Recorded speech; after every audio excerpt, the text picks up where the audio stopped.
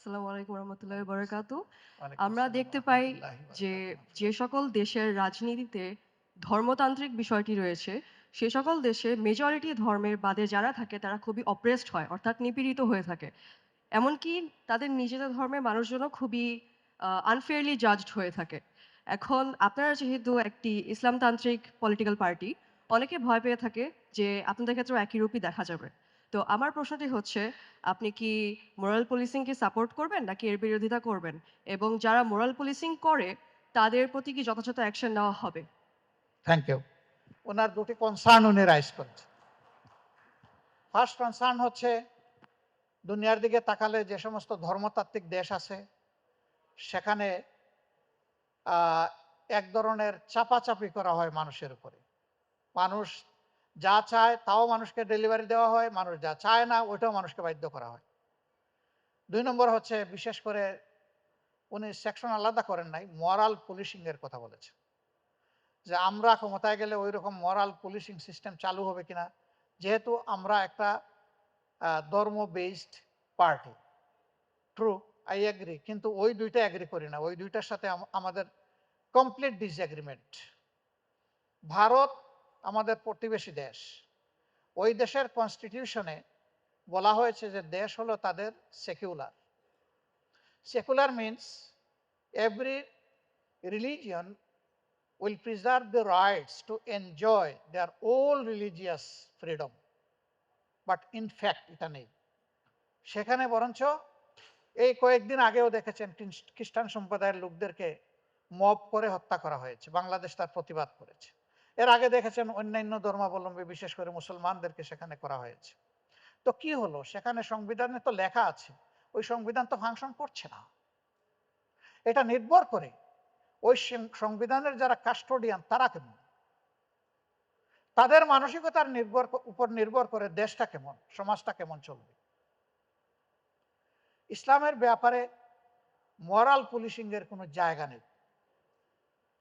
রসুল্লাহ সাল্লাহ আলি সাল্লামের পার্লামেন্ট হাউস ছিল মসজিদে নববী, ওনার মন্ত্রণালয় ছিল মসজিদে নববী, ওনার প্রধান বিচারপতির দপ্তর ছিল মসজিদে নববী। এই মসজিদে নববীতে শুধু মুসলমানরা ঢুকতেন না, শুধু পুরুষরা ঢুকতেন না, পুরুষ মহিলা মুসলিম ও মুসলিম নির্বিশেষে সমস্ত মানুষ ঢুকত। বহু মহিলা এসেছেন তার প্রয়োজনের কথা বলতে। তার পোশাক ইসলাম যেটুকু শালীনতার প্রত্যাশা করে ওরকম না, তিনি এসেছেন তার মতো পোশাক। আল্লাহ রসুল কখনো এমন কোনো এভিডেন্স নাই বলেছেন মা আগে আপনি যান, একটু পোশাকটা শালীনতার সাথে পরে আপনি আসেন। নেভা, কখনো বলেন নাই। বরঞ্চ শ্রদ্ধা সম্মানের সাথে ওয়েলকাম করে ওনার প্রয়োজনটা, ওনার অসুবিধাটা উনি জানতে চেয়েছেন।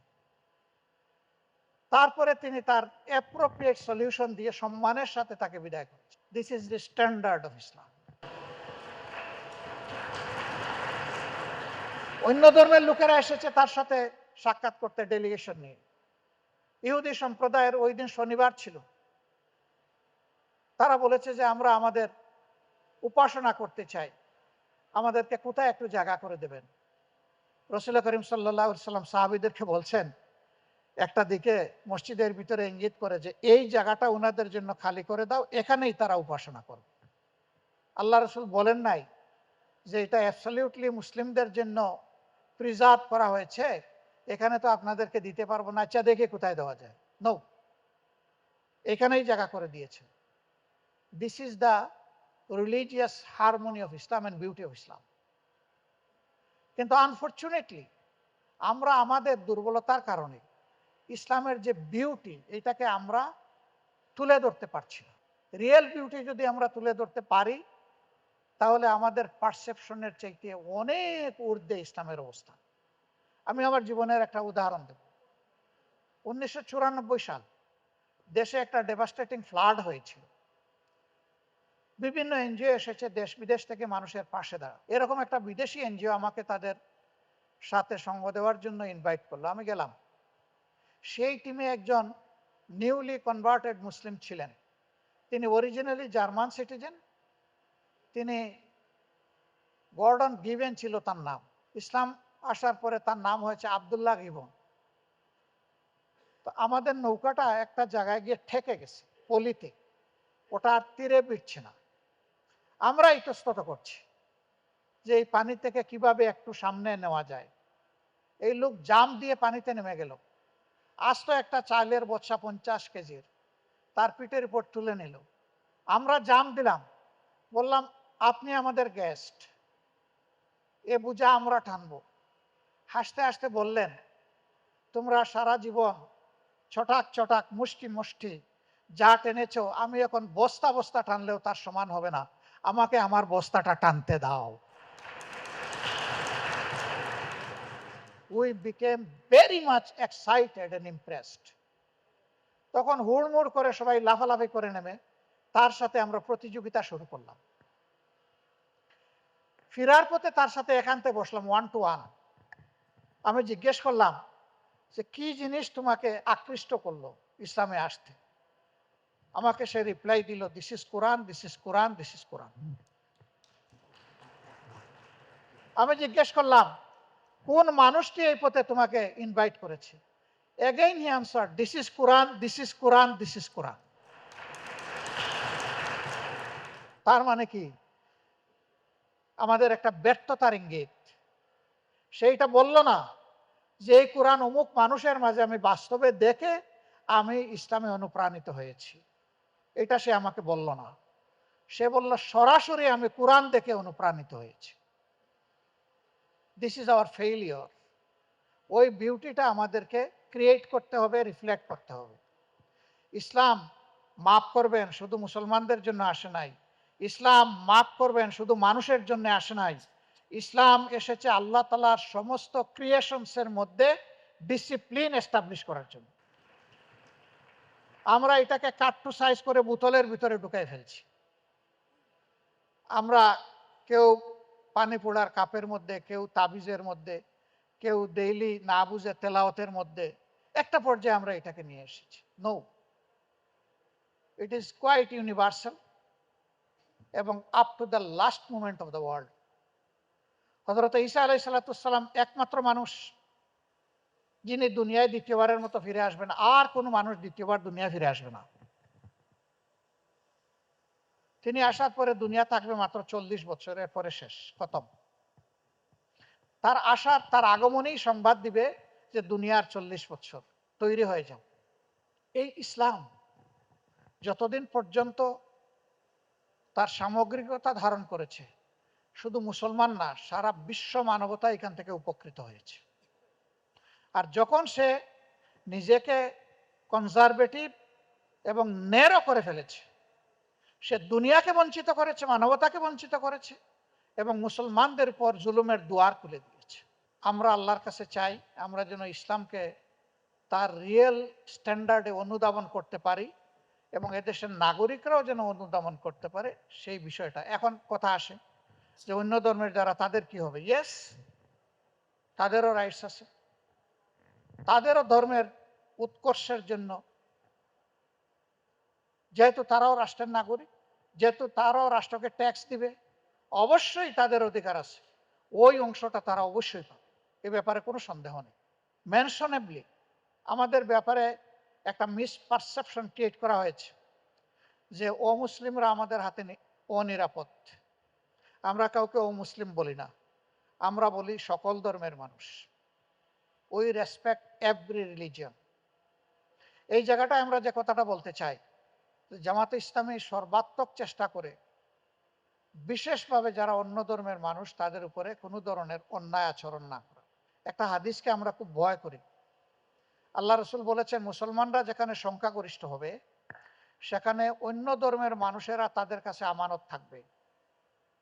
এই আমানতের ইজ্জত, সম্পদ এবং জীবনের ক্ষতি যারাই করবে, আল্লাহ রসুল বলেছেন দুনিয়ায় যদি তারা ন্যায় বিচার না পায়, তাইলে আখেরাতের আদালতে, at the day of final judgment, I will be the plaintiff and raise objection and file case against this oppressor Muslim for oppressed non-Muslim. আমি এই নির্যাতিত মানুষটির পক্ষ হয়ে ওই মুসলমান নামের জালিমের বিরুদ্ধে আল্লাহর দরবারে আমি মামলা দায়ের করব, এই কথা বলেছেন আল্লাহ রসুল সাল্লাল্লাহু আলাইহি ওয়াসাল্লাম। আমরা ভয় পাই। আমরা ভয় পাই বলেই আমরা আমাদের ভাই বোনদেরকে সম্মান করি। আমাদের হাতে কেউ ওরকম অপদস্থ হওয়ার কোনো ইতিহাস নাই, কিন্তু সব কিছু আমাদের নামে চালান দিয়ে দেওয়া হয়। Quite unfortunate. আমরা সেভারাল টাইমস বলেছি, একটা ইন্টারন্যাশনাল ক্রেডিবল প্রোব বডি করে আদ্যপান্ত বাংলাদেশের জন্ম থেকে আজ পর্যন্ত প্রত্যেকটা মিস হ্যাপেনিংকে দেখা হোক, তদন্ত করা হোক। জামাতে ইসলামী এখানে সর্বাত্মক সহযোগিতা করে। আর যদি কেউ আমাদের মধ্যে এরকম পারপিট্রেটর, অপরাধী সাব্যস্ত হয়, ডিটেক্ট হয়, আমরা আইনের হাতে নিজেরা তাকে তুলে দিয়ে ওই আইন যাতে তার গতিপথে আপন পথে চলে, শাস্তি বিধানের জন্য আমরা সাহায্য করব। এটা আজকে অনুরোধ করে রাখলাম, এটা চলতে থাকুক। আমরা এই জায়গায় দাবি করছি না আমরা ফেরেশতা, আমরাও মানুষ হতে পারি, আমরাও মানুষ, আমরাও ভুল করতে পারি। ভুল এবং অপরাধ করলে আমাদের শাস্তি আমরা দাবি করছি। আমাদের শাস্তি দেওয়ার মধ্য দিয়ে বাংলাদেশে অপরাধীদেরকে শাস্তি দেওয়ার দুয়ারটা খুলে যাক, ওইটাও আমরা দাবি করছি। যদি আমাদের কেউ এরকম অপরাধী হয়ে থাকে, কোনো আপত্তি নাই, তার শাস্তি হবে, আমাদের সংগঠন পূর্ণ সহযোগিতা করবে। জুডিশিয়ারি কোনো ধরনের হস্তক্ষেপ করবে না। বলবেন মাঝে মাঝে যে দেখে আসামি ছুটে নেওয়ার চেষ্টা করে, সে প্রশ্ন আপনাদের আসতে পারে। অন্যায় অসঙ্গতভাবে শুধু আমার দলের কেন, যে কোনো মানুষকে যদি কেউ গায়ে হাত দেয়, হোক সে আইন শৃঙ্খলা বাহিনীর লোক, আমি যদি দেখি তার উপর জুলুম করা হচ্ছে, এটা আমার দায়িত্ব এটা রুখে দেওয়া, এটা স্তব্ধ করে দেওয়া। আমাদের সমাজ দুষ্টের দমন এবং শিষ্টের লালনের পরিবর্তে শিষ্টের দমন এবং দুষ্টের লালন করে। এই জায়গায় চুপ করে থাকা আরেকটা অন্যায়। তবে হ্যাঁ, দলপ্রীতিতে অন্ধ হয়ে কোনো অপরাধের পক্ষ নিলে আমরা তাকে কখনো ক্ষমা করি না, আমরা তাকে তিরস্কার করি, আমরা তার বিরুদ্ধে সাংগঠনিক ব্যবস্থা নেই এবং আইন শৃঙ্খলা বাহিনীকে বলি যে আপনারা নেন। আল্লাহর মেহেরবানি আমার নিজের জীবনে আছে, ধরে নিয়ে সংশ্লিষ্ট এলাকার এসপি সাহেবকে বলেছি এই নেন, এই অপরাধ করেছে, এখন আপনি কিভাবে প্রসিকিউট করবেন এটা আপনার দায়িত্ব, আমার দায়িত্ব আমি পালন করেছি। উনি আমাকে বিদায় দিয়ে ওরে জিজ্ঞেস করেছেন তুমি কে, কি করো? বলেছে আমি মেডিকেল কলেজ ফোর্থ ইয়ারে পড়ি। তো উনি যেটা বললেন এটা সত্য কিনা? বলে সত্য। বলে যে তুমি এখানে আসলে কিভাবে? উনি আমাকে বলেছেন যে আমি অন্যায় করেছি, তোমাকে পুলিশে দেব, তুমি আসো, প্রস্তুতি নিয়ে আসো। আমি ব্যাগ নিয়ে এসেছি, আমার কাপড় চোপড় আছে, আমি জেলে যাওয়ার জন্য এসেছি। এসপি সাহেব জিজ্ঞেস করেছে তুমি কি তোমার কাজের জন্য অনুতপ্ত? বলে স্যার আমি অনুতপ্ত। আমি অনুতপ্ত না হলে তো এখানে আসতাম না। তো এটাই তোমার শাস্তি, তুমি চলে যাও। 1 ঘন্টা পরে দেখি সে আমাকে গিয়ে সালাম দেয়, আমি তুমি এখানে? বলে যে আপনি দিয়ে এসেছেন আর এসপি সাহেব আমার সাথে এই বাদচাল করে আমাকে ছেড়ে দিয়েছে। আমি ওনাকে ফোন দিলাম, ভাই এটা কি করলেন? আমি চাইলাম একটা এক্সাম্পল তৈরি হোক, আপনি ছেড়ে দিলেন। কয়ে যে আপনার নিজের ছেলে না, অন্যের ছেলে, মেডিকেল কলেজ ফোর্থ ইয়ারে পড়ে, একটা সেন্সিবল স্টুডেন্ট, সে তার অপরাধ স্বীকার করে নিয়ে এসে বলেছে আই এম ফিলিং শাই, তার শাস্তি আর কি? আপনার কথা শুনে নিশ্চিত সে জানে সে জেলে যাবে।